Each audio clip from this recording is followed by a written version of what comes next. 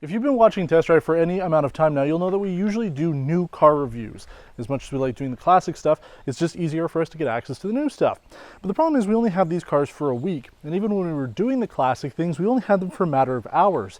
So with classic things, we really weren't able to talk about long-term reliability. We had to do all the research on that. And even when we have a new vehicle, we only have it for 1 week. So really, it doesn't give you a full idea of what the actual ownership is. Because if you're actually looking at one of these vehicles, you want to know how it is for a longer period of time. That's why our long-term spotlight is on this 2019 Kia Sportage EX. This is a vehicle that we've been given by Kia to use up to 24,000 kilometers. Currently, we've driven 8,400 kilometers on. It's quite a bit already in the past about 6 weeks. So we're going to be racking up the miles on this, getting up to 24,000, talking about the extended long-term reliability and maintenance of this vehicle, much like we've done for our own 2017 Mazda CX-5. But this gives us an opportunity now to have two vehicles that we can drive on a regular basis. So we're going to be showing you everything about this vehicle, taking it on a drive and going on a road test, but then you can also stay tuned over the next 6 and 12 months to see exactly how much this car has cost and the overall reliability of it.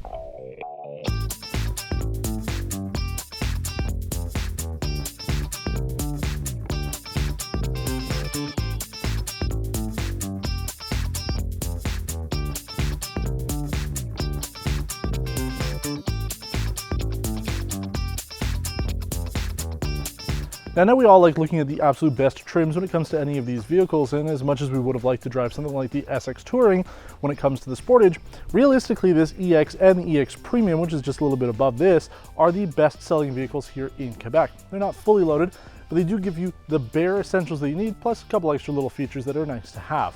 Now up front you do have projector-based halogen headlights and halogen fog lights. They're not the greatest at night, but they do get the job done.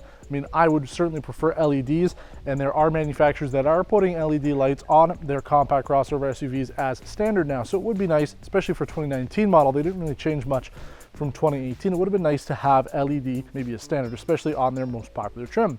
Aside from that, there's no safety tech on the front of this vehicle here. There's no active cruise control or anything like that, but you do have regular cruise control, which I guess at this point you would sort of expect. One thing that certainly helps to stand out for Kia is the fact that they have power folding mirrors on pretty much all of their vehicles. So that is a nice thing to have, because there are still vehicles in this segment that we've driven that just don't have it available.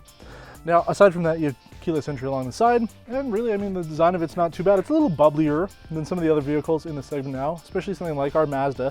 It is more aggressive. This does feel a little bit more bubbly, but we do see them quite a bit on the road. Now, the back end, there's not much that's too different either. In fact, there's really not much back here to get you too excited. First off, there actually isn't a power opening trunk, but again, that's fine. You're getting the bare minimum for a pretty affordable price. You do have good trunk space. We find it's pretty comparable with other vehicles in this segment. You can put the rear seats back as a 60-40 split, and then there is a little bit of storage underneath the tray here with a tire inflator kit. There is no spare tire with this vehicle, and you pull it down, you're good to go. The back end is relatively straightforward. It is a little different in Kia's lineup. It certainly has a unique look with the sort of horizontal light bar, even though the center here doesn't light up. But I think it's got a pretty decent design to it.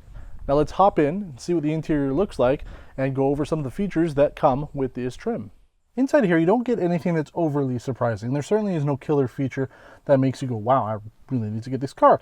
But for the price, you do get a decent number of features. You do have a 7-inch screen, and we still do like Kia's infotainment. You don't get navigation though, so you're gonna have to use either Apple CarPlay or Android Auto with it, but it's not the end of the world. You do have XM radio, and you can listen to your music via USB. There are front heated seats and a heated steering wheel. Dual zone automatic climate control is a nice feature to have on a vehicle such as this. It wasn't too long ago that a vehicle such as this would not have that option, but it is nice to have, especially considering some of the subcompact crossovers don't offer it around their mid-trim level, so at least it's nice to have it here. As mentioned, you do have power folding mirrors, power windows, and power locks. The driver's window is the only one that's automatic up and down. The rest of them you have to hold, but for the most part that's pretty standard when it comes to a vehicle like this.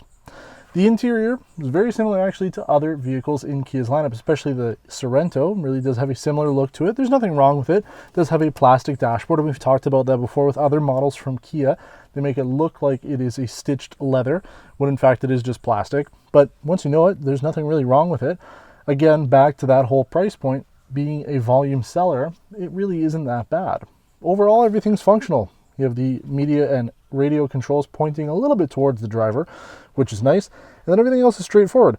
One thing I do appreciate, we've noticed that on some of the Hyundai and Kia models, especially the more recent ones, there is a all-wheel drive lock button. So you can force the vehicle to be in all-wheel drive mode all the time. For the most part, with any vehicle like this, all-wheel drive will be activated when it needs it. In slower speeds, when you get onto the highway, it'll disable it. So you do have the option to actually turn it off. Now you do have 3 drive modes: normal, sport, and eco. We do find that despite the engine being slightly less powerful, it actually does a pretty good job getting up to speed. We haven't had any issues keeping it in eco mode all the time. Now I know in the intro I mentioned that we're going to be doing a 6 and 12 month update for this vehicle. However, I think we're going to get to the 12,000 kilometer mark before we get to 6 months with it. So we are going to do an update video, but it actually might be at the end of our long-term testing with it instead of being able to do a number of videos. It's going to depend on how much driving we really get done with this over the next 9 months. But in the meantime, we need to actually see how this car drives, handles, and performs on the road. So let's take it on a road test and find out how it feels behind the wheel. I know that I usually say something along these lines when we're driving a vehicle that isn't fully loaded, but it is true that this vehicle, the EX for the Kia Sportage, is one of the more popular versions sold here, especially in Quebec, right? When you think back even 10 years, a lot of the features that we take for granted today were things that you could only get on luxury cars. So yeah, while it isn't as fully loaded as a lot of the cars we've driven this year, especially the higher priced ones, you have to admit that what you get with this price point is actually pretty decent. Heated front seats, heated steering wheel, dual zone climate control, and a little infotainment screen. I mean, it's not a bad size, again, considering vehicles not even that long ago weren't offering this on their relatively mid-level models. So you do get quite a bit. It's not fully loaded, but you get quite a bit for what it is. And again, it represents what I think most people are going to be buying for this vehicle. Now, when it comes to the ride and handling, 181 horsepower out of a 2.4 liter inline 4 isn't anything to be surprised about. It really does fall in line with a lot of the other vehicles that we've driven in this segment. It's not the quickest, it's not the slowest.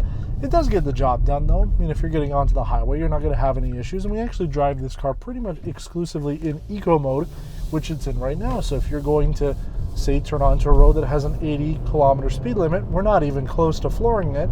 And after a couple seconds here, just like that, we're up to speed. So you really don't have to worry about flooring this car to get it going on the highway. It's fine, and you could put it into the different drive modes. You've got sport, regular, and eco. Now, it seems with Kia and Hyundai products, if you put it into sport mode, you will have to reset it into sport mode each time you turn the car on, but eco mode will keep its setting no matter how many times you turn it on or off.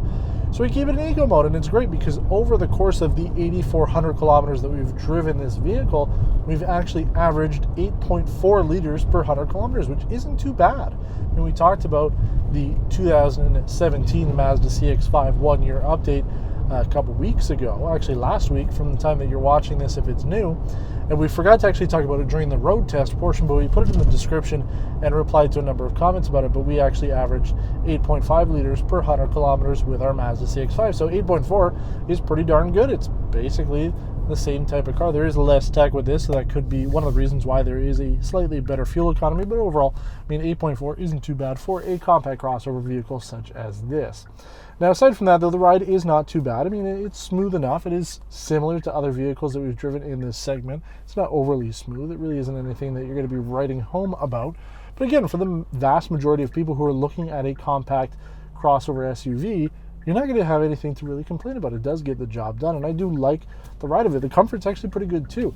While you're sitting here, I've got good space. I've got good comfort. I think that everything is laid out in a very good fashion, so it is pretty good. It's not overly great, though, and I mean, that's something that we talked about really with the Alfa Romeo Stelvio, which I know that these two vehicles are nothing alike, but the Stelvio disappointed me because there was nothing great about it.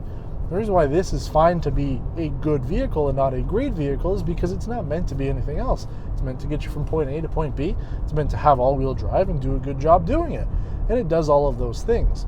Now, at 8,400 kilometers, again, we have still quite a bit to go to get to 24,000, so we are going to be driving this into the winter, at least maybe the tip of it. We're sitting here at the end of August right now. We've had this vehicle for about 7 weeks, 8 weeks now, so we should be able to get ourselves into December, into the new year, with this vehicle before hitting 24,000. So we'll be able to talk about some winter stuff, but we are going to be doing more with this vehicle. So, unlike the other episodes where we say leave your questions and comments below and we'll get back to, it's really just us going back through memory and talking about it. With this, if you do have questions or comments about this episode or video, we've got the car still. So you can definitely let us know what you'd like to see down the road and anything else you might be curious to know about this 2019 Sportage that we might not have talked about explicitly in this episode. Now we're going to forego our usual wrap up with the likes and dislikes for this 2019 Kia Sportage EX, only because we have the car for such an extended period of time that we'll have a more thorough rundown of this car when we finish our long-term testing. We expect to hit the 24,000 kilometer mark by the end of December 2018, where we'll be able to talk about everything we've experienced with this compact crossover, including the maintenance we've done on it and any issues that might have come up. We're hoping that you enjoy this type of comprehensive ownership review, much like what we've done for our 2001 BMW 740iL and the 2017 Mazda CX-5 GT. Our hope is to continue producing episodes like this if the viewer interest is there. So by supporting this episode with likes, comments, and sharing it on social media, we'll have some more concrete results to share with other manufacturers in the hope that they extend a long-term test vehicle to us as well. Thanks for watching this episode of TestDrive Spotlight on our long-term 2019 Kia Sportage EX. We publish new episodes of Test Drive every Monday at 7 a.m. Eastern Time, so make sure you're subscribed to get the latest episode as soon as it's available. Until next time, take care.